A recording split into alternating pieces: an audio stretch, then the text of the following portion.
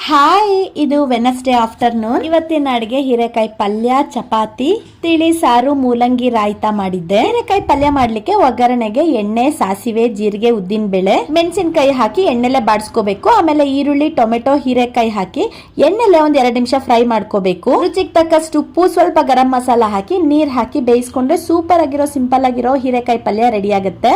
ನನಗೆ ಅದಿಷ್ಟಿಗೆ ತುಂಬಾ ಕೆಮ್ಮಿತ್ತು, ಹಾಗಾಗಿ ಮನೆಯಲ್ಲೇ ಕೆಮ್ಮು ಕಡಿಮೆ ಆಗಕ್ಕೆ ಒಂದು ಔಷಧಿ ಮಾಡ್ತಾ ಇದ್ದೀನಿ. ದೊಡ್ಡ ಪತ್ರೆ ಎಲೆನ ತೊಳೆದು ಒರೆಸಿ 4 ಹರಳಷ್ಟು ಕಲ್ಲುಪ್ಪು ಸೇರಿಸ್ಕೊಂಡು ಅದನ್ನ ಅಗಿಬೇಕು. ಅಂದ್ರೆ ದೊಡ್ಡ ಪತ್ರೆ ಎಲೆ ರಸ ಎಲ್ಲ ನಾವು ಕುಡಿಬೇಕು. ಬೆಳಿಗ್ಗೆ ತಿಂಡಿ ತಿನ್ನಕ್ ಮುಂಚೆ ಖಾಲಿ ಹೊಟ್ಟೆಲಿ ಈ ತರ ಮಾಡೋದ್ರಿಂದ ಕೆಮ್ಮು ಬೇಗ ಕಡಿಮೆ ಆಗತ್ತೆ. ಮಕ್ಕಳಿಗೆ ಹೀಗ್ ಮಾಡಕ್ ಬರಲ್ಲ, ಹಾಗಾಗಿ ದೊಡ್ಡ ಪತ್ರೆ ಎಲೆನ ತೊಳೆದು ಒಂದ್ ಪ್ಯಾನ್ ಮೇಲೆ ಬಿಸಿ ಮಾಡ್ಕೋಬೇಕು.